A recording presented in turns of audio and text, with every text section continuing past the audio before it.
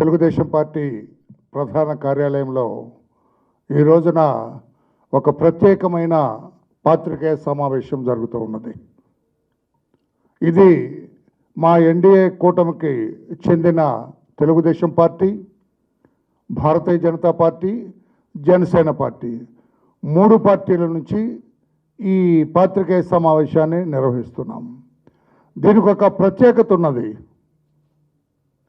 గత 5 సంవత్సరాలుగా జగన్మోహన్ రెడ్డి గారు ఎన్నికలకు ముందు అబద్ధపు మాటలు, అసత్యపు మాటలు, అసాధ్యపు వాగ్దానాలు చేసి ఒక్క ఛాన్స్ అని రాష్ట్ర ప్రజలందరినీ మభ్యపెట్టి భ్రమలో పెట్టి తానేదో ఒక స్వర్గాన్ని క్రియేట్ చేయబోతున్నాను, రాష్ట్ర ప్రజలకి భవిష్యత్తు అందరికి కూడా ఆశాజనకమైన భవిష్యత్తు ఇవ్వబోతున్నాను, మీ బిడ్డలకి బంగారు భవిష్యత్తు ఇచ్చేది నేనే అని మాటలు చెప్పి మభ్యపెట్టి అధికారానికి వచ్చాడు. ఆయన అధికారానికి రాకముందు గత ప్రభుత్వం చంద్రబాబు నాయుడు గారి హయాంలో 5 సంవత్సరాలు పరిపాలన చేసింది. మన రాష్ట్రానికి రాజధాని అమరావతి. కొత్తగా రాష్ట్రం పాతదే, తెలంగాణ మనకు విడిపోవటం వల్ల మన రాష్ట్రానికి ఒక రాజధానిని ఏర్పాటు చేసుకోవాల్సిన ప్రత్యేక పరిస్థితులు రావడం, ఆంధ్రప్రదేశ్ రాష్ట్రానికి రాజధానిగా ఏ పేరు పెట్టాలి, ఎక్కడ రాజధాని పెట్టాలి అని రాష్ట్రంలో ఉన్న పెద్దలందరినీ, దేశంలో ఉన్న మేధావులందరినీ, అన్ని వర్గాల ప్రజలను కూడా సంప్రదించి దాదాపు 1.5 సంవత్సరం పాటు ఎక్సైజ్ చేసి ఆనాడు దేవతల రాజధాని అమరావతి, ఈనాడు ఆంధ్రప్రదేశ్ రాజధాని అమరావతి అని ఆ రీతిలో ఉండాలి, ఆ స్థాయిలో ఉండాలి. దేవతల రాజధాని ఏ రకంగా వెలుగొందిందో, ఏ రకంగా అన్ని వర్గాల ప్రజల్ని ఆకర్షించిందో, ఈ ఆంధ్రప్రదేశ్ రాష్ట్ర రాజధాని అమరావతి కూడా ఆ రకంగా ఉండాలన్న ఆలోచనతోటి ఎంతో శ్రమ కూర్చి పరిశ్రమ చేసి అమరావతి నిర్ణయించడం జరిగింది. కేంద్రం అంగీకరించడం జరిగింది. అందరూ జేజేలు పలికారు. మన ప్రధాని గౌరవనీయ నరేంద్ర మోడీజీ గారు రావటం, అమరావతికి శంకుస్థాపన చేయటం కూడా మనందరం చూసాం. దసరా పర్వదినాన ఆయన వచ్చి అక్కడ పవిత్రమైన గంగా జలాన్ని తీసుకొచ్చి, అక్కడ పవిత్రమైన మట్టిని తీసుకొచ్చి ఇక్కడ దేశవ్యాప్తంగా ప్రపంచవ్యాప్తంగా మనం సేకరించిన వాటితో కలిపి ఆశీర్వదించారు మోడీ గారు. ఢిల్లీని తలదన్నే రాజధాని అమరావతి, ప్రపంచ దేశాల యాత్రికుల్ని ఆకర్షించే రాజధాని అమరావతి కాబోతున్నది. మేము అండగా ఉంటాం, మేము తోడుగా ఉంటాం, కేంద్ర ప్రభుత్వం ఆశీస్సులు అందజేస్తూ ఉన్నదని ఆనాడు చెబితే రాష్ట్రం అంతా కూడా సంతోషంతో వెల్లివిరిసిపోయింది. బ్రహ్మాండమైన రాజధాని మనకు రాబోతున్నది. దేశ విదేశీ ప్రతినిధులు రాబోతున్నారు మన రాజధాని చూడటానికి. బాంబే నగరం, దట్ ఇస్ ముంబై నగరం మన రాజధాని ముందు దిగదుడుపుగా రాబోతుంది అని చెప్పడం జరిగింది. సాక్షాత్తు ప్రైమ్ మినిస్టర్ గారే, ప్రధానమంత్రి గారే ఢిల్లీ నగరాన్ని తలదన్నే నగరం ఈ అమరావతి కాబోతున్నదని చెప్పిన నేపథ్యంలో చంద్రబాబు నాయుడు గారి ప్రభుత్వం ఆ మిగిలిన 3.5 సంవత్సరాలు కూడా ఆ దిశలో ప్రయాణం చేసింది మనందరికీ తెలుసు. ఆయన మాటలు నమ్మి, ఆయన మీద విశ్వాసంతో చంద్రబాబు గారు మీరేం చెబితే చేస్తామని చెప్పి రైతులందరూ కూడా, అమరావతి ప్రాంతంలో ఉన్న రైతులందరూ కూడా స్వచ్ఛందంగా 33,000 ఎకరాలు స్వచ్ఛందంగా బేషరతుగా ఏమీ ఆశించకుండా మీరేం చేస్తుంది, ఇక్కడ అమరావతి రాజధాని నిర్మాణం కావాలి, ప్రపంచ దేశ యాత్రికులందరూ ఇక్కడికి రావాలి, ఇదొక బౌద్ధ మత ప్రాచీనత కలిగిన రాజధానిగా ఇది వెలుగొందాలనే ఉద్దేశంతో hats off to that farmers, ఆ రైతులందరూ కూడా 33,000 ఎకరాలు ఇచ్చిన నేపథ్యాన్ని ఒక్కసారి నేను గుర్తు చేస్తున్నా. మరి ఏమైంది ఆ రాజధాని? ఎక్కడున్నది ఆ రాజధాని? ఎందుకు ఇటువంటి దుర్భర పరిస్థితులు ఈ రోజున వచ్చినాయి అమరావతి రాజధాని కంటే? ఈ రాక్షస మనస్తత్వం కలిగిన, ఒక దుర్మార్గపు మనస్తత్వం కలిగిన, ఒక ఫ్యాక్షనిస్టు మనస్తత్వం కలిగిన జగన్మోహన్ రెడ్డి గారు ముఖ్యమంత్రి అవ్వటం, రాష్ట్ర ప్రజలు పొరపాటున వాళ్ళ గ్రహపాటు అనుకొని ఓటేయటం, ఆయన ముఖ్యమంత్రి అవ్వటం, రాజధాని మీద ఆయన సీతకన్ను వేయటం మనందరం చూసాం. అమరావతి అనే మాట అతని నోటి మీద 5 సంవత్సరాలు పరిపాలించినప్పుడు ఎక్కడా పలకలేదు. అమరావతి మన రాజధాని అని అనలేదు ఆయన. ఈ అమరావతిని నాశనం చేయటమే నా లక్ష్యం అన్నట్లుగా ఆయన ముందుకెళ్లారు గౌరవ జగన్మోహన్ రెడ్డి గారు రాష్ట్ర ముఖ్యమంత్రిగా. మనం ఆయన మీద పెట్టుకున్న ఆశలేంటి, ఆయనకు ఓటు ఎందుకు వేసాము అన్న సంగతి కూడా మర్చిపోయి తానేదో ఒక పైనుంచి వచ్చిన దేవుడు కుమారుడిలాగా లేకుంటే దైవత్వం కలిగిన వాళ్ళలాగా నా ఇష్టం వచ్చినట్లుగా వ్యవహరిస్తాను, ప్రజాస్వామ్య పరిపాలన అనే విషయాన్ని మర్చిపోయి రాజ్యాంగబద్ధంగా నడవాలన్న ఆలోచన లేకుండా ఆయన ఇష్టం వచ్చినట్టుగా వ్యవహరించి అమరావతిని సర్వనాశనం చేయడానికి కంకణం కట్టుకున్న దుర్మార్గపు మనస్తత్వం కలిగిన వ్యక్తి మన గౌరవ ముఖ్యమంత్రి జగన్మోహన్ రెడ్డి గారు అని చెప్పి తెలియజేయడానికి చాలా బాధాతప్త హృదయంతో నేను తెలియజేస్తున్నా. ఈ అమరావతికి దాపురించిన ఒక దరిద్రుడు మన గౌరవ ముఖ్యమంత్రి జగన్మోహన్ రెడ్డి గారు. అమరావతి పట్ల ఒక రాక్షసుడు గౌరవ జగన్మోహన్ రెడ్డి గారు. సర్వనాశనం చేయాలని చూశాడు. 3 రాజధానులు పెడతా అన్నాడు, అదేదో చేశాడు, కుప్పిగంతులు వేశాడు ఆయన. ఆర్టే చదువు లేకపోవటం వల్ల, రాజకీయ అవగాహన లేకపోవటం వల్ల, చట్టాల పట్ల అతనికి ఆర్టే ప్రవేశం లేకపోవటం వల్ల ఇష్టం వచ్చినట్టుగా తాను చెప్పింది. పూర్వకాలంలో మహారాజులు వాడి తల తీయండి, వీడి కాళ్ళు తీయండి, వీడికి సంవత్సరం యావజ్జీవ శిక్ష వేస్తున్నా, అట్లా ఇష్టం వచ్చినట్టుగా అట్లా చేయొచ్చు అనుకున్నాడు ముఖ్యమంత్రిగా. కానీ ఇది ప్రజాస్వామ్య పరిపాలన. మనకు ఒక రాజ్యాంగం ఉన్నదన్న సంగతి, డాక్టర్ బిఆర్ అంబేద్కర్ రాజ్యాంగం రాశాడన్న సంగతి ఆయనకు చాలా కాలం తర్వాత తెలిసింది. డాక్టర్ బిఆర్ అంబేద్కర్ రాశారు రాజ్యాంగాన్ని అనుసరించి నడవాలనేది ఆటుపోట్లు తిన్న తర్వాత, హైకోర్టులో మొట్టికాయలు పెట్టిన తర్వాత తెలిసింది. ఓహో, మన రాష్ట్రానికి మన దేశానికి రాజ్యాంగం ఉన్నదా, రాజ్యాంగం ప్రకారం నేను నడవాలా అన్న ఆలోచన హైకోర్టులో మొట్టికాయలు వేసిన తర్వాత తెలిసిందని చెప్పి కూడా తెలియజేస్తూ, ఆ రకంగా అమరావతి రాజధానిని సర్వనాశనం చేయటానికి అతను ఏ రకంగా పూనుకున్నాడు, ఎలా చేశాడు, ఎంత దుర్మార్గంగా వ్యవహరించాడో రాష్ట్ర ప్రజలకు తెలియచేయాలన్న ఉద్దేశంతో మనకంటూ ఒక రాజధాని కేంద్రంలో వాళ్ళు పట్టుబట్టి అమరావతి రాజధాని ఆంధ్రప్రదేశ్ అని చెప్పకపోతే ఈ దుర్మార్గుడు, ఈ రాక్షస మనస్తత్వం కలిగిన గౌరవ ముఖ్యమంత్రి ఏదో చేసి ఉండేవాడు. చట్టంలో అసలు శాశ్వతంగా ఆ అమరావతి పేరు లేకుండా చేసి ఉండేవాడు. అదృష్టం మనకి కేంద్రంలో ప్రధానమంత్రి మోడీజీ గారు ఉండటం, వాళ్ళందరూ పెద్ద మనసుతో ఆలోచించి మన చిత్రపటంలో, భారతదేశ చిత్రపటంలో కూడా అమరావతి రాజధాని ఆంధ్రప్రదేశ్ అని చెప్పటం దగ్గర కొంచెం తగ్గాడు. కోర్టులు కూడా ముట్టికాయలు వేయటం వల్ల కొంత తగ్గాడు. ఈ వివరాలన్నీ కూడా ఇప్పుడు మన బీజేపీ పార్టీ నుంచి దినకర్ గారు చాలా సవివరంగా వారు తెలియజేస్తారు. Thank you.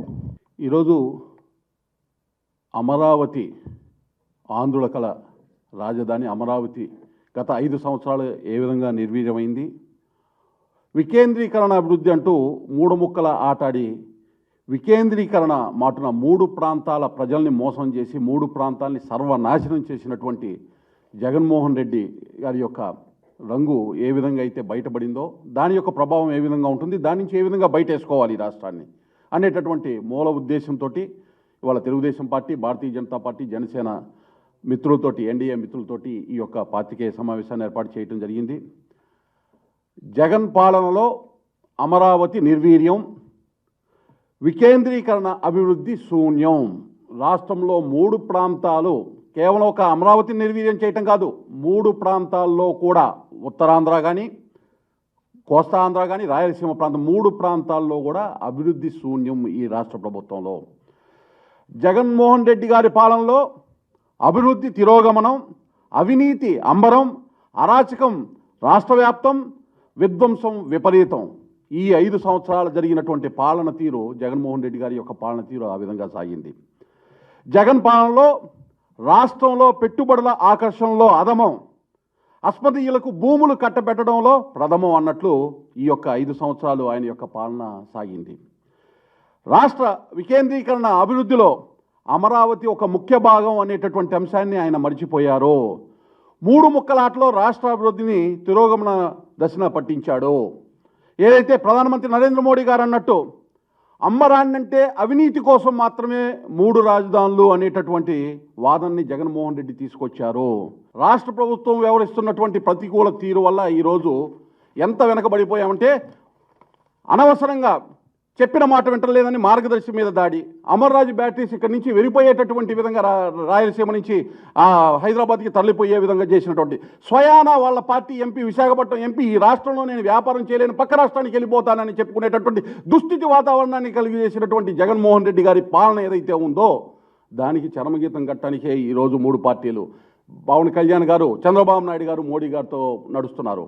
ఇవాళ మోడీ గారి గ్యారంటీ, బాబు గారి షూరిటీ, పవన్ కళ్యాణ్ గారి సింప్లిసిటీ ఏదైతే ఉందో పారిశ్రామికవేత్తలకు పెట్టుబడులకు ఊతమిచ్చేటటువంటి విధంగా ఒక కార్యాచరణ ఉండబోతుంది. విదేశీ ప్రత్యక్ష పెట్టుబడుల విషయంలో 2014-19 మధ్యలో దేశంలో ప్రథమం, ఈరోజు అధమం జగన్మోహన్ రెడ్డి గారు వ్యవహరించినటువంటి తీరు వల్ల. ఎందుకంటే అమరావతిని అలాగే నిర్వీర్యం చేసినప్పుడు, అలాగే రివర్స్ టెండర్ ద్వారా పవర్ ప్రాజెక్ట్స్ మొత్తాన్ని కూడా పవర్ పర్చేజ్ అగ్రిమెంట్ రద్దు చేసినప్పుడు దేశ విదేశాల్లో ఉండే పెట్టుబడిదారులందరూ కూడా ఆంధ్రప్రదేశ్లో ఒక రకంగా బ్యాన్ చేశారు, ఇక్కడ పెట్టుబడులు పెట్టకూడదు అనేటటువంటి దాన్ని. అమరావతికి సంబంధించినటువంటి అంశంలో కూడా ఒక స్పష్టత ఇవ్వాల్సినటువంటి అవసరం ఉంది. కేంద్ర ప్రభుత్వం 2019లో జగన్మోహన్ రెడ్డి గారు అధికారంలోకి రాగానే అప్పటికే ముందు ముఖ్యమంత్రిగా ఉన్నటువంటి చంద్రబాబు నాయుడు గారు పంపించినటువంటి ప్రతిపాదనలు వరల్డ్ బ్యాంక్కి దాదాపు ఒక 25,000 కోట్ల విదేశీ రుణం ఏదైతే ఉందో అది దాదాపు పూర్తయి చేతికి వచ్చి ఆంధ్రప్రదేశ్లో అమరావతి అభివృద్ధికి వినియోగించుకోవటానికి అవకాశం కలిగేటటువంటి పరిస్థితుల్లో జగన్మోహన్ రెడ్డి ఒక రాక్షసుల్లాగా దాపురించారు. 3 సార్లు కేంద్ర ఆర్థిక మంత్రిత్వ శాఖ, డిపార్ట్మెంట్ ఆఫ్ ఎకనామిక్ అఫైర్స్ లేఖ రాయటం జరిగింది, ముఖ్యమంత్రికి లేఖ రాయటం జరిగింది. ఈ నిధులు ఏవైతే ఉన్నాయో వరల్డ్ బ్యాంక్కి సంబంధించి అమరావతి అభివృద్ధికి సంబంధించినటువంటి అంశంలో ట్రైపార్టీ అగ్రిమెంట్గా కేంద్ర ప్రభుత్వం సిద్ధంగా ఉంది, మీరు వస్తారా ముందుకని 3 సార్లు లేఖ రాసినా దాన్ని పట్టించుకోలేదు, బుట్టదాఖలు చేశారు. అంటే అమరావతి నిర్వీర్యం చేయాలనేటటువంటి తన మతిష్కృతంలో ఏదైతే జగన్మోహన్ రెడ్డికి ఉందో దాన్ని ఆ వికృత కీడని ఆడి ఆ యొక్క రుణం రాకుండా, అభివృద్ధి జరగకుండా చేశాడు. R5 జోన్కి సంబంధించినటువంటి అంశం మీకు తెలుసు. ఏ విధంగా బయట ప్రాంతంలో ఉండేటటువంటి ప్రజలు ఇక్కడ డిస్టర్బ్ చేసి ఇక్కడ ఇళ్ల స్థలాలు ఇస్తానని చెప్పి మోసం చేసి వాళ్ళల్లో కూడా ఇళ్ల స్థలాలు వాళ్ళకి ఇవ్వలేదు. ఇక్కడ అమరావతి రైతులకు భూముల్ని డిస్టర్బ్ చేసేటటువంటి పని చేస్తే కోర్టు ద్వారా దాన్ని ఆపుకోగలిగాము. ఒక్కసారి గమనించండి, మీరు ఏదైతే మునిగిపోయేటటువంటి ప్రాంతం అన్నారు, శ్మశానం అన్నారు అమరావతిని, అదే అమరావతి భూముల్ని తాకట్టు పెట్టి ఎకరా 5 కోట్లు 10 కోట్ల రూపాయల లెక్కను చూపించి రుణాలు సేకరించేదానికి ముందుకెళ్లారు. ఇంత దారుణమైనటువంటి విధానాన్ని అవలంబించారు. ఒకవైపు కేంద్ర ప్రభుత్వము విశాఖ చెన్నై ఇండస్ట్రియల్ కారిడార్, అలాగే Bengaluru Chennai industrial corridor, Bengaluru Hyderabad industrial corridor, 3 industrial కారిడార్లకి సంబంధించి పారిశ్రామిక వాడల్ని అప్రూవ్ చేస్తే ఒక్క దానికి కూడా భూమి ఇవ్వనటువంటి పరిస్థితి.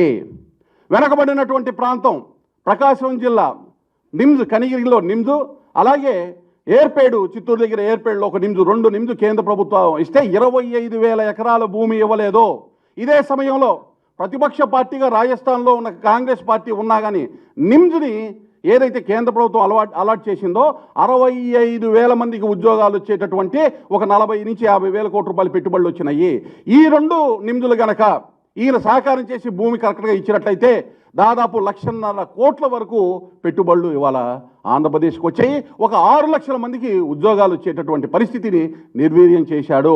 విశాఖపట్నం వద్ద నక్కపల్లి నోడ్ 6,848 ఎకరాలు, మచిలీపట్నం నోడ్ 12,145 ఎకరాలు, దొనకొండ నోడ్ 17,117 ఎకరాలు, కోపర్తి నోడ్ 2,596 ఎకరాలు, శ్రీకాళహస్తి దగ్గర ఏర్పేట దగ్గర 23,324 ఎకరాలు. వీటన్నిటికీ నోడ్లు కేంద్ర ప్రభుత్వం విశాఖ చెన్నై ఇండస్ట్రియల్ కారిడార్ కింద ఆమోదిస్తే భూమి కూడా ఇవ్వనటువంటి దుర్మార్గమైనటువంటి పాలన చేశాడు జగన్మోహన్ రెడ్డి. కేంద్ర ప్రభుత్వం మొత్తం కూడా వీటికి సంబంధించినటువంటి మౌలిక సదుపాయాల ఖర్చులు భరాయించడానికి నిర్ణయం తీసుకునే అవకాశం ఇచ్చినా కానీ దాన్ని అటకెక్కించినటువంటి వ్యక్తి జగన్మోహన్ రెడ్డి గారు.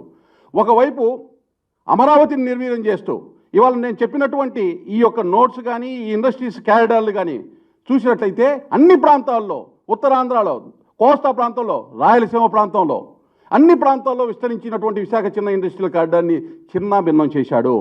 చెన్నై బెంగళూరు పారిశ్రామిక కారిడార్ కింద కృష్ణపట్నం నోడ్ 12,940 ఎకరాలు జగన్ నేతృత్వంలో రాష్ట్ర ప్రభుత్వంకి శ్రద్ధ లేదు కాబట్టి దాన్ని పురోగతి లేకుండా చేశారు. బెంగళూరు హైదరాబాద్ పారిశ్రామిక కారిడార్ కింద ఓర్వకల్లు నోడ్ 9,350 ఎకరాలు, హిందూపూర్ నోడ్ 3,000 ఎకరాలు, అనంతపూర్ నోడ్ 3,000 ఎకరాలు, ఏ ఒక్క దాన్ని కూడా పురోగతి లేకుండా అటకెక్కించారు. మీకు ఎందుకు ఇంత డీటెయిల్గా చెప్పాల్సి వచ్చిందంటే, ఒక అమరావతే కాదు యావత్ ఆంధ్రప్రదేశ్ యొక్క ప్రగతిని నిర్వీర్యం చేసి 3 ముక్కలాటాడి 3 ప్రాంతాల ప్రజల్ని మోసం చేసి ఇదే వికేంద్రీకరణ అభివృద్ధి అనేటటువంటి మోసం చేసి ప్రజల్ని మభ్యపెట్టేటటువంటి ప్రయత్నం జగన్మోహన్ రెడ్డి గారు చేశారు. మరొకసారి చాలా స్పష్టంగా చెప్పాల్సినటువంటి అంశం, చంద్రబాబు నాయుడు గారు ముఖ్యమంత్రిగా 2014-19లో ఉన్నప్పుడు అనేక జాతీయ సంస్థల్ని కేంద్ర ప్రభుత్వం ఇవ్వడం జరిగింది. 12 పైగా విద్యా సంస్థలు ఇవ్వడం జరిగింది.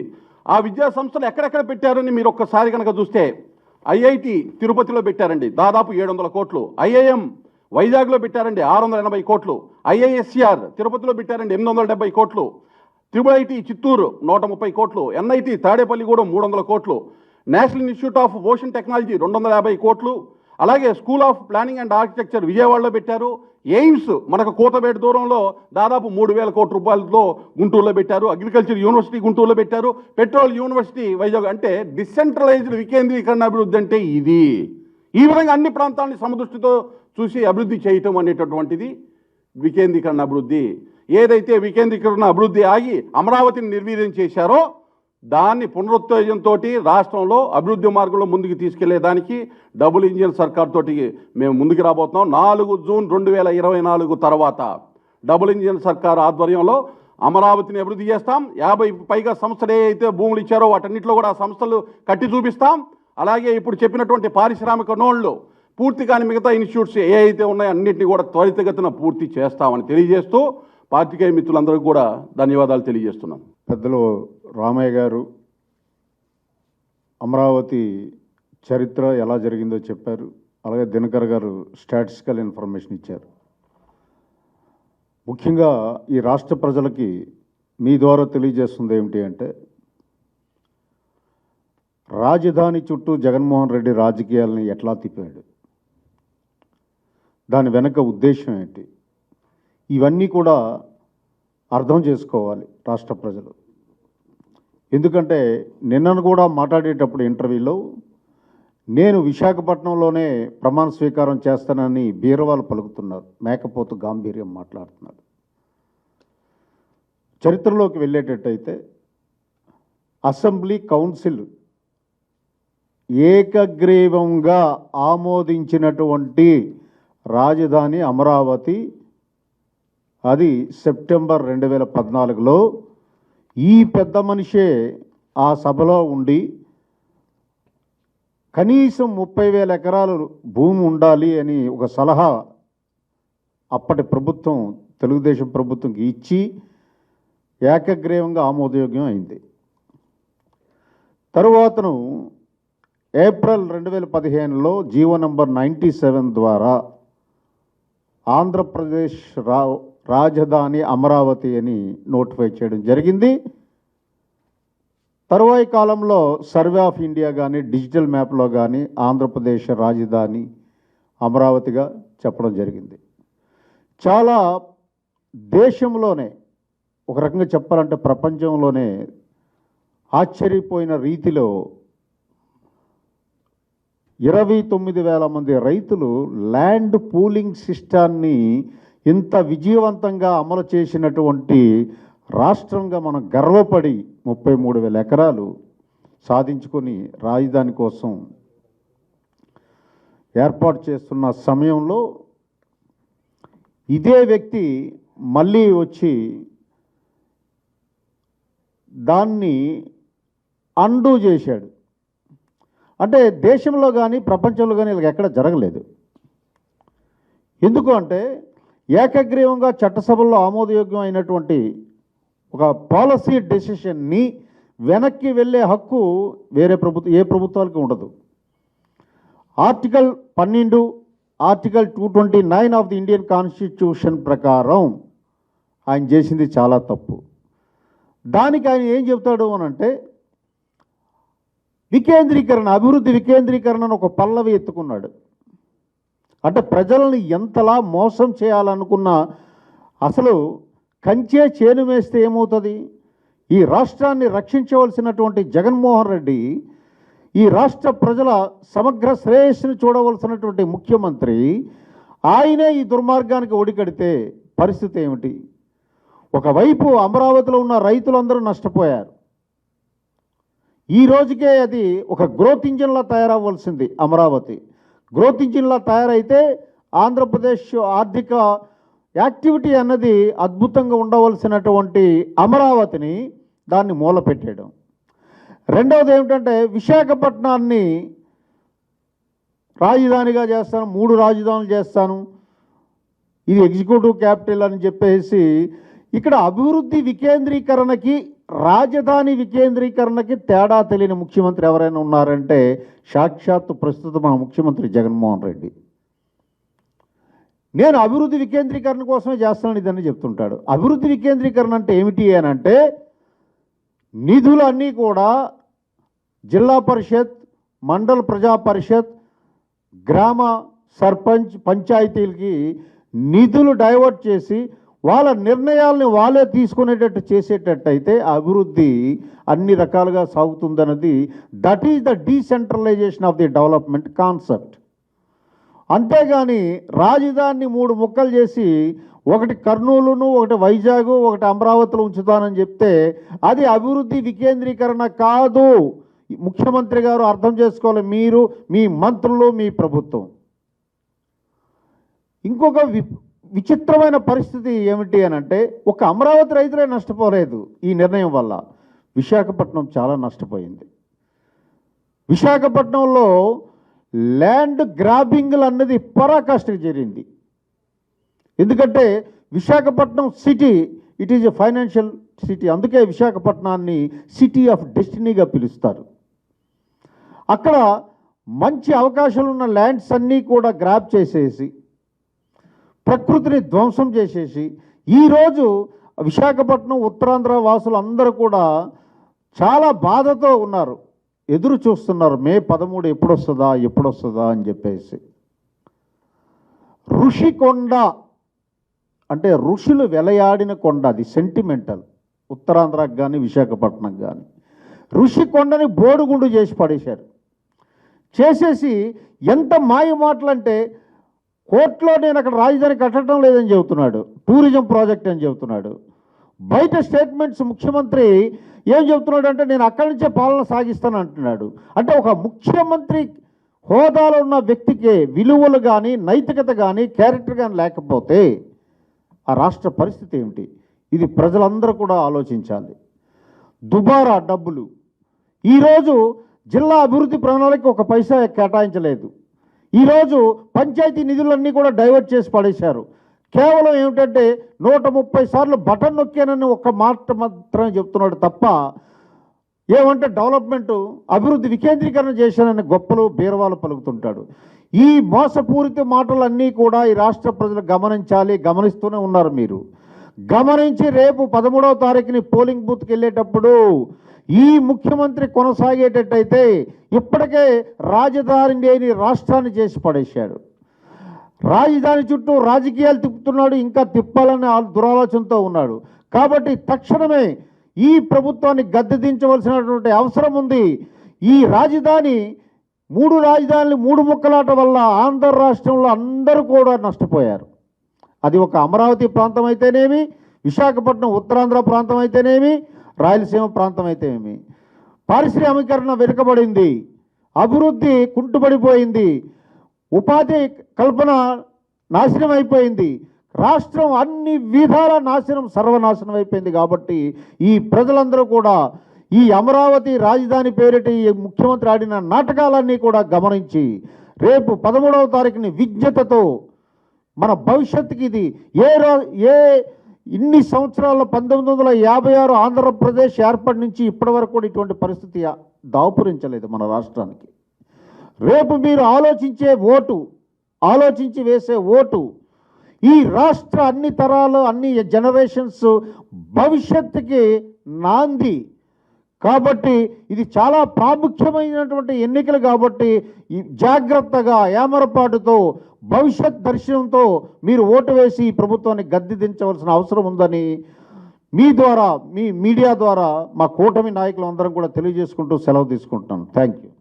అమరావతి రాజధాని కోసం భూములు ఇచ్చినటువంటి రైతులు, ముఖ్యంగా మహిళలు, ఈ రోజుకి 1603 రోజులు అయింది.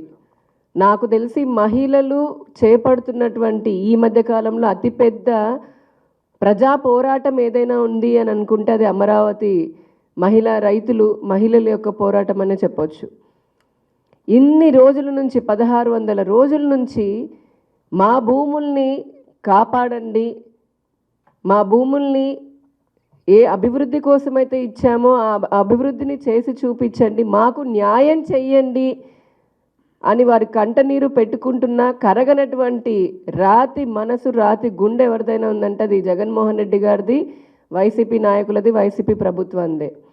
మాట మాట్లాడితే అమరావతి పైన విషం చిమ్ముతూనే ఉన్నారు. ఆయన ప్రతిపక్ష నాయకుల్లాగా ఉన్నప్పటి నుండి ముఖ్యమంత్రి ఇప్పుడు ఉన్నటువంటి 5 సంవత్సరాల్లో కూడా ప్రతిరోజు వారి నోట, వారి మనసులో అమరావతి పైన ఒక విషం. ఎందుకంటే వైసీపీ నాయకులకి, ముఖ్యంగా జగన్మోహన్ రెడ్డి గారికి పాలన గురించి, అభివృద్ధి గురించి ఆయనకి సరైనటువంటి విజన్ లేదు కాబట్టే అది ఎక్కడ డెవలప్ అయిపోతుంది, మిగతా వాళ్ళు జనాలు ఎక్కడ బాగుపడిపోతారు, ఆనందపడిపోతారు అని చెప్పని ఆయన తట్టుకోలేక కక్షతో ఒక కుట్రపూరితమైనటువంటి ఈ దారుణంగా అమరావతిని విధ్వంసం చేయడానికి పూనుకున్నారు.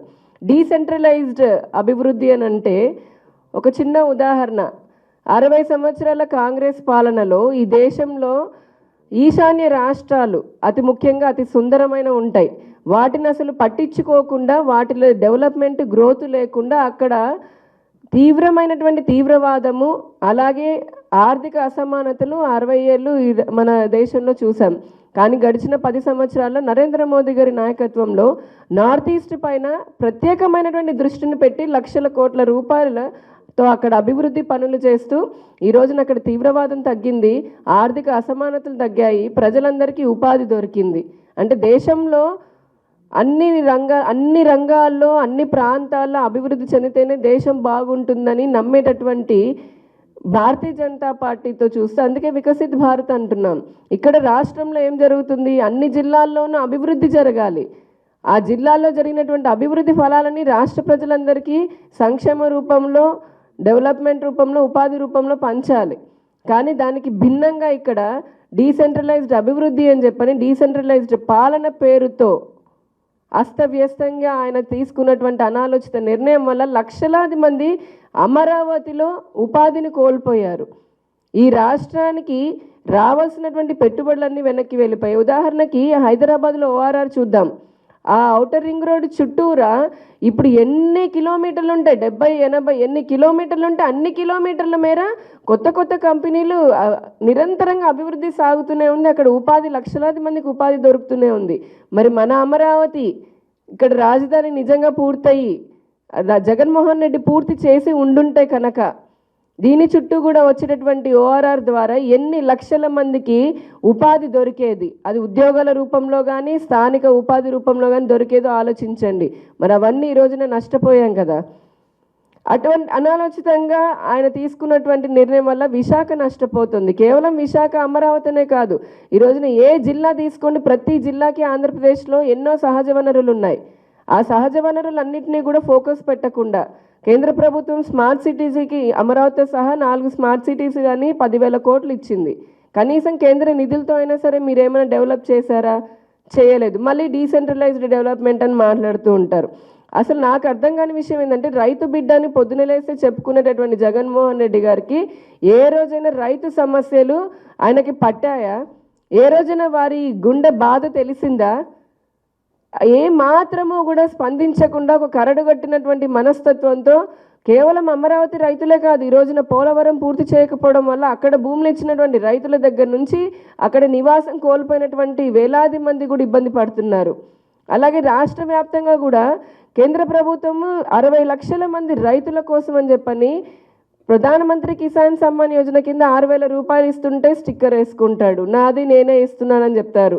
పంటలు కోల్పోయి విపత్తుల వల్ల పంట కోల్పోయి బాధపడుతూ ఆత్మహత్యలు చేసుకునే రైతులని కాపాడడం కోసం అని చెప్పని పంట బీమా కోసం అని ప్రధానమంత్రి గారు ఇస్తుంటే ఫసల్ బీమా యోజన కింద దాని నిధులు మళ్లించి ఇక్కడ రాష్ట్రంలో రైతుల ఆత్మహత్యలకి వారు చేసుకునే విధంగా ఈయన ప్రేరేపించారు.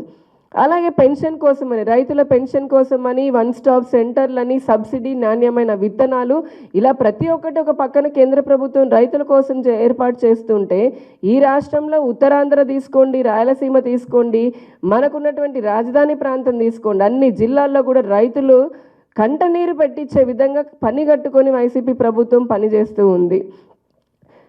సిఆర్డిఏ చట్టం అనేది చేశారు కాబట్టి అమరావతి ఈ మాత్రమైన రాజధాని బట్టగట్టగలుగుతోంది. మళ్ళీ రాబోయే కాలంలో ఎన్డీఏ ప్రభుత్వం వస్తే కోల్పోయినటువంటి ఈ అభివృద్ధిని ఏవైతే కేంద్ర సంస్థలు కూడా ఈ అమరావతిలో పెద్ద ఎత్తున 40,000 కోట్లకి పైగా భూములు తీసుకున్నటువంటి అలాట్ అయినటువంటి కేంద్ర సంస్థలు, ప్రైవేట్ సంస్థలు కూడా ముందుకొచ్చి ఆ పెట్టుబడులన్నీ వెనక్కి వెళ్ళిపోయిన వాళ్ళు మళ్ళీ సిద్ధంగా ఉన్నారు. ఎన్డీఏ ప్రభుత్వం వస్తే మేము మళ్ళీ మా అభివృద్ధిని మేము చేపడతాము అని చెప్పని ఉన్నారు.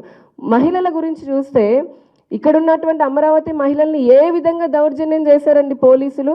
అసలు ప్రజలకి మహిళలకి రక్షణ కల్పించాల్సినటువంటి పోలీసు వ్యవస్థ అత్యంత దుర్మార్గంగా మహిళలు అక్కడికేదో తీవ్రవాదులు అన్నట్టుగా, వారు దేశద్రోహులు అన్నట్టుగా ఈడ్చుకొని వెళ్ళి వారిని ఇబ్బంది పెట్టినటువంటి వారి నానా రకాలుగా ఇబ్బంది పెట్టారు.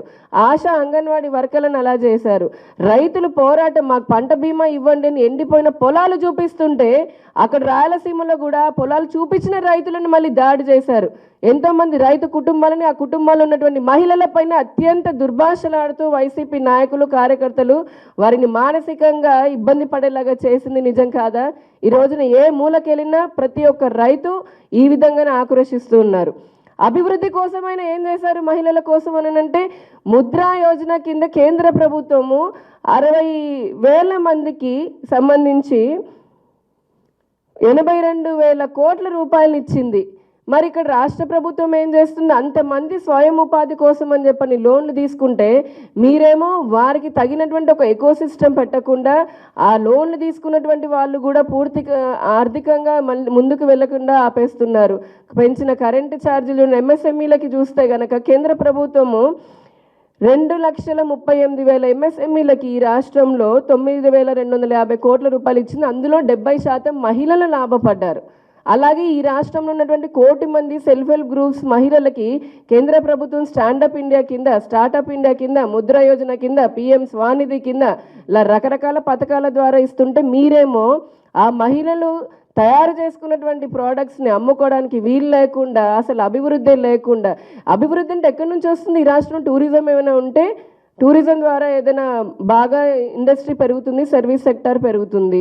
పోనీ ఓడిఓపి 1 డిస్ట్రిక్ట్ 1 ప్రోడక్ట్ అని చెప్పని మేము పెట్టాము, దానికైనా మీరు తీసుకున్నటువంటి చర్యలు ఏమైనా ఉన్నాయా? అంటే కంప్లీట్గా రాష్ట్రంలో రాష్ట్ర ప్రభుత్వం ఇవ్వాల్సినటువంటి ఎకో సిస్టమ్ అందించకపోవడం వల్ల బెదిరింపులకి దిగుతూ ఉన్న పరిశ్రమల్ని తరిమేసే విధంగా మీరు చేశారు. కాబట్టే ఈ రాష్ట్రంలో ఉన్న మహిళా పారిశ్రామికవేత్తలు కానివ్వండి, స్వయం ఉపాధి తీసుకొని ఇంకా ముందుకు వెళ్ళాలనుకున్నటువంటి మహిళల సాధికారతను కూడా కోల్పోయారు.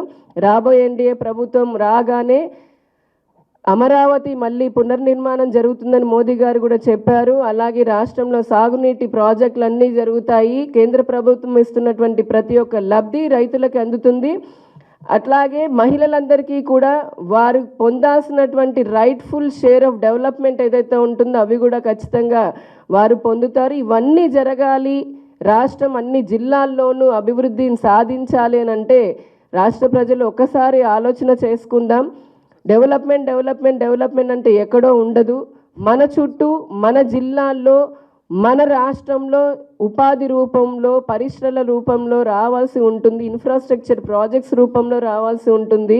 కాబట్టి అది రావాలి, జరగాలి అని అనుకుంటే కనుక ఎన్డీఏ కూటమికే గ్లాసు గుర్తుకి, అలాగే సైకిల్ గుర్తుకి, బీజేపీ కమలం గుర్తుకి కూడా మీరు ఓటు వేసి ఆశీర్వదించాలి అని చెప్పని మనస్ఫూర్తిగా మిమ్మల్ని కోరుకుంటూ ధన్యవాదాలు. 26 జిల్లాల యువతకి ఉద్యోగాలు, ఉపాధి కల్పించే కేంద్రం ప్రజా రాజధాని అమరావతి అంటే 26 జిల్లాల యువతకి ఉద్యోగాలు, ఉపాధి కల్పించే కేంద్రం.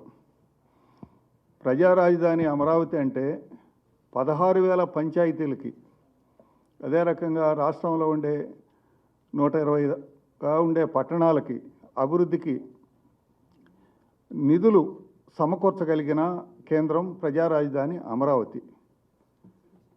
16,000 పంచాయతీలు, 120 పైగా ఉండే పట్టణాలకి అభివృద్ధికి నిధులు సమకూర్చగలిగిన కేంద్రం అమరావతి. ఎలా? అమరావతిలో 3 లక్షల కోట్ల విలువ కలిగిన భూములు ఉన్నాయి ప్రభుత్వం చేతుల్లో. రైతులు ఇవ్వగా మిగిలినవి 3 లక్షల కోట్ల రూపాయల విలువ కలిగిన భూములు ప్రభుత్వం చేతిలో అమరావతిలో ఉన్నాయి. ఈ 3 లక్షల కోట్ల నిధులతో 16,000 పంచాయతీలు, 120 పైగా ఉండే పట్టణాల అభివృద్ధికి అమరావతి నిధులు సమకూర్చగలదు. అదే ఇతర పట్టణాలలో రాజధాని నిర్మించాలంటే అక్కడ ప్రభుత్వ నిధులు 50,000 కోట్లు ఖర్చు పెట్టాల్సి వస్తుంది. అసలు ప్రభుత్వమే ఈరోజు దిక్కులేని పరిస్థితుల్లో ఉంటే ప్రభుత్వ నిధులు రాజధాని నిర్మించడానికి ఖర్చు పెట్టడానికి ఎక్కడి నుంచి వస్తాయి? ఆ రకంగా రాజధాని నిర్మాణానికి ప్రభుత్వ నిధులు ఖర్చు పెడితే ఇంకా సంక్షేమం ఉండదు, ఇంకా సాగునీటి ప్రాజెక్టులు ఉండవు, ఇంకా రోడ్లు ఉండవు, ఇంకా ఏమీ ఉండదు. అందువలన అమరావతి అనేది ప్రభుత్వ నిధుల అవసరం లేకుండా కేవలం అమరావతిలో ఉండే మిగులు భూముల నుంచి వచ్చే నిధులతో, కేంద్రం నుంచి వచ్చే నిధులతో అమరావతి నిర్మాణం జరుగుతుంది. అమరావతి నిర్మాణం పూర్తయిన తర్వాత మనకి అక్కడ ఉన్న మిగులు భూముల ద్వారా వచ్చే నిధులతో 16,000 పంచాయతీలు, 120 పట్టణాలు అభివృద్ధి అవుతుంది. ఇది నిజమైన వికేంద్రీకరణ. అదే రకంగా మొత్తం రాష్ట్రంలో ఉండే అన్ని జిల్లాల యువతకి, అన్ని పట్టణాల్లో, అన్ని గ్రామాల్లో ఉండే యువతకి ఉపాధి కూడా అమరావతి, ఉద్యోగాలు కూడా ప్రజా రాజధాని అమరావతి కల్పించగలదు. ఈరోజు మనం సైబరాబాద్ చూస్తున్నాం. సైబరాబాదు చంద్రబాబు నాయుడు గారు 25 ఏళ్ల కిందట నిర్మించడం వల్ల ఈరోజు 30 లక్షల మందికి ఉపాధి, ఉద్యోగాలు కల్పించగలిగింది. ఈరోజు లక్షలాది రూపాయల వ్యాపారం అక్కడ, ఎక్స్పోర్ట్లు జరుగుతూ ఉన్నాయి. వేలాది కోట్లు ప్రభుత్వానికి సైబరాబాద్ నుంచి ఆదాయం వస్తుంది. దాంతో తెలంగాణలో అన్ని జిల్లాల్లో అభివృద్ధి సాధ్యమవుతుంది. వాళ్ళు ప్రాజెక్టులు నిర్మించుకోగలుగుతున్నారు. దాంతో అక్కడ రైతుల భూముల విలువ కూడా పెరిగింది.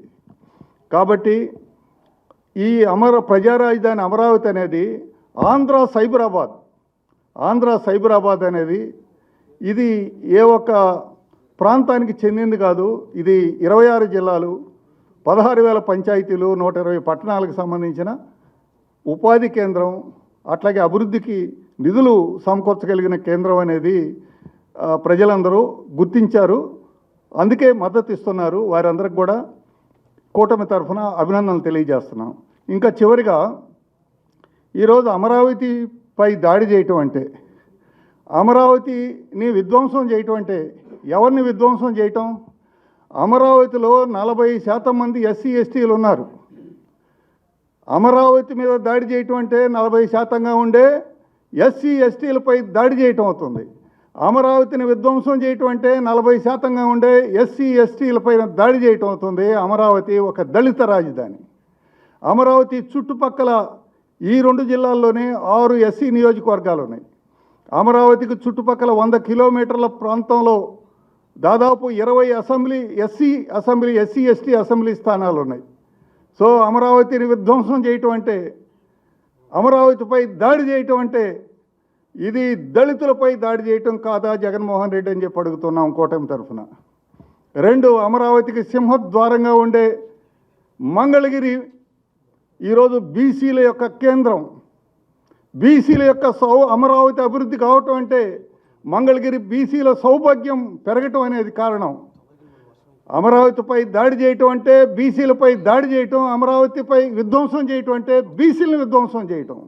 అమరావతి రింగ్ రోడ్డు చుట్టూ 9 లక్షల మంది ఈరోజు ముస్లింలు మైనారిటీలు ఉన్నారు. అది ఎస్టీలు, అది క్రిస్టియన్స్ కావచ్చు, లేకపోతే ముస్లిమ్స్ కావచ్చు. అమరావతిపై దాడి చేయటం అంటే క్రిస్టియన్లపై దాడి చేయటం, అమరావతిపై దాడి చేయటం అంటే ముస్లింలపై దాడి చేయటం కాదా జగన్మోహన్ రెడ్డి అని చెప్పి అడుగుతున్నాం.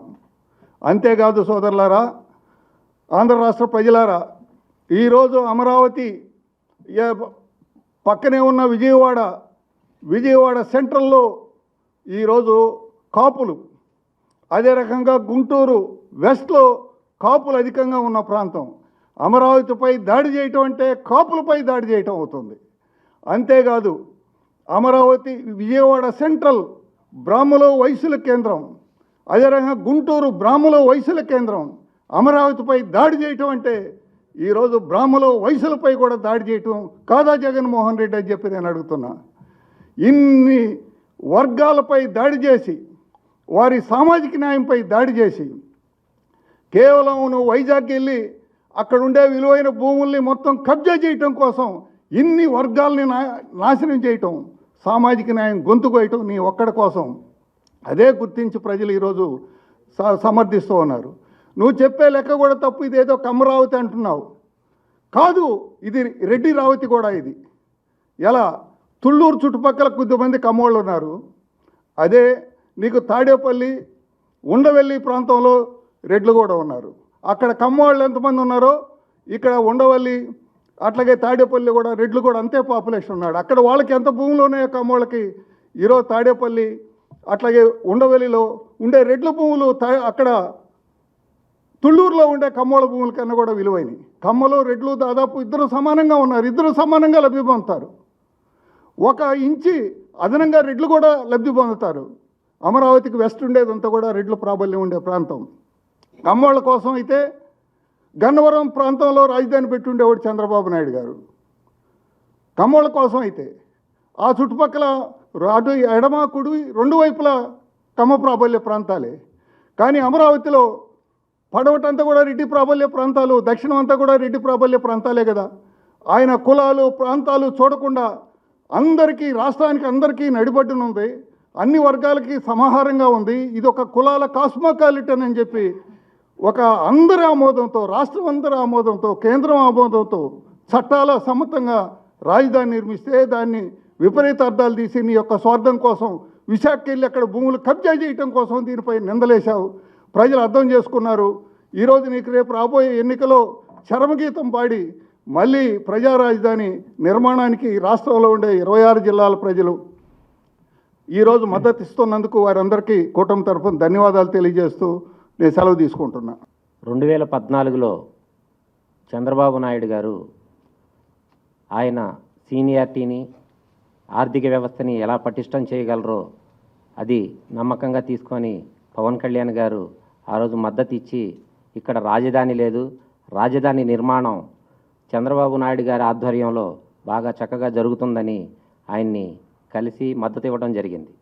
అలాగే ఆయన ఆ ఆశయాన్ని ముందుకు తీసుకెళ్తూ ఇక్కడ అమరావతిలో 33,000 ఎకరాలు ప్రజల నుంచి తీసుకొని రాజధాని నిర్మాణానికి అన్ని ఏర్పాట్లు చేస్తే ఆ రోజు అసెంబ్లీలో ఈ రోజున్న ముఖ్యమంత్రి జగన్మోహన్ రెడ్డి గారు మద్దతు తెలిపి, నేను ఇక్కడ ఇల్లు కట్టుకుంటున్నాను, నన్ను నమ్మి నాకు ఓట్లేయండి, నేను ఈ నిర్మాణాన్ని కొనసాగిస్తాను, ముందుకు తీసుకెళ్తాను, నిర్మాణాన్ని చేస్తానని అబద్ధాలు చెప్పి తీరా అధికారం చేతికి వచ్చిన తర్వాత 3 ముక్కలు ఆట ఆడుతూ 3 రాజధానుల నిర్మాణం చేస్తానని చెప్పి ఇవాళ మళ్ళీ కొత్త చిలక పలుకులు పలుకుతూ ఉన్నారు.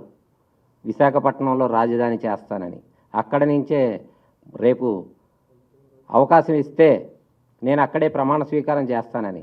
నువ్వు ప్రమాణం స్వీకారం చేయటానికి సెంట్రల్ జైలు రెడీగా ఉంది, అక్కడికి వెళ్ళి ప్రమాణ స్వీకారం చేసుకోవటానికి నువ్వు చేసిన అవకతవకలు, అన్యాయాలు అన్నీ బయటకు వచ్చే పరిస్థితి ఉంది.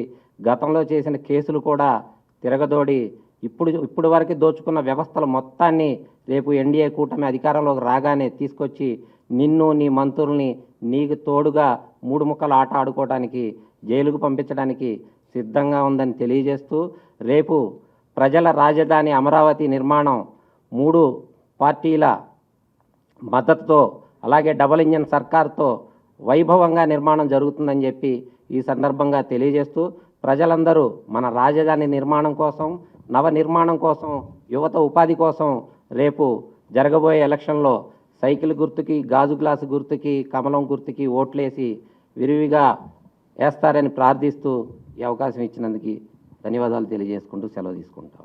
మీ అందరికీ అర్థమైంది, పాత్రికేయ సోదరులకు అర్థమైంది, ఎవరైతే టీవీల ముందు కూర్చొని వీక్షిస్తున్నారో వారందరికి కూడా అర్థమైంది. జగన్మోహన్ రెడ్డి మనస్తత్వం మంచిది కాదు, ఆయన ఆలోచన మంచిది కాదు. ప్రజాస్వామ్యం అంటే లెక్కలేని మనిషి, రాజ్యాంగాన్ని గౌరవించలేని వ్యక్తి. అందుకని అతన్ని విసర్జించండి. ఈ రోజున మీ ముందుకు వస్తున్న ఈ ఎన్డీఏ కూటమి, Telugu Desam party, Janasena, BJP party, ఈ కూటమిని ఆశీర్వదించండి, ఈ కూటమి అభ్యర్థుల్ని గెలిపించండి అని కోరుతూ, నిన్న గౌరవ ప్రధానమంత్రి గారు మన రాష్ట్రానికి రావటం, సుడిగాలి పర్యటన చేయటం, ఆయన రాష్ట్ర ప్రజలందరికీ కూడా ఒక సందేశం ఇచ్చారు. కేంద్రంలో ఎన్డీఏ కూటమి అధికారంలో ఉంటుంది, రాష్ట్రంలో అదే ఎన్డీఏ కూటమి 3 పార్టీల ఆధ్వర్యంలో చంద్రబాబు నాయుడు గారు ముఖ్యమంత్రిగా ఇక్కడ పరిపాలన ఉంటుంది. డబుల్ ఇంజన్ సర్కార్లు నడుస్తూ ఉంటాయి. ఎప్పుడైతే కేంద్రం రాష్ట్రం ఒక దారిలో వెళ్తుందో తప్పకుండా అభివృద్ధి, దేశ స్థాయిలో వికసిత భారత్ ఏదైతే సందేశం ఇచ్చారో పెద్దలు మోడీ గారు, భారతదేశం అంతా కూడా వికసిస్తుంది, పరిఢవిల్లుతుంది, బ్రహ్మాండమైన అభివృద్ధిని సాధిస్తుంది, ప్రపంచ దేశాల్లో అగ్రగామిగా నిలుస్తుంది. అదే వికసిత ఆంధ్ర, చంద్రబాబు నాయుడు గారు ఏదైతే నానుడి ఉన్నదో, ఆంధ్రప్రదేశ్ రాష్ట్రం, ఆయన అనుభవం, ఇటు బీజేపీ జనసేన సహచర్యంలో బ్రహ్మాండంగా అభివృద్ధి చెందుతుంది.